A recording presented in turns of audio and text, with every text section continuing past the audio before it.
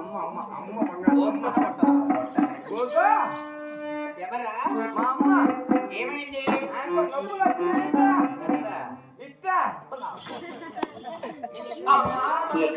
ఏమిటే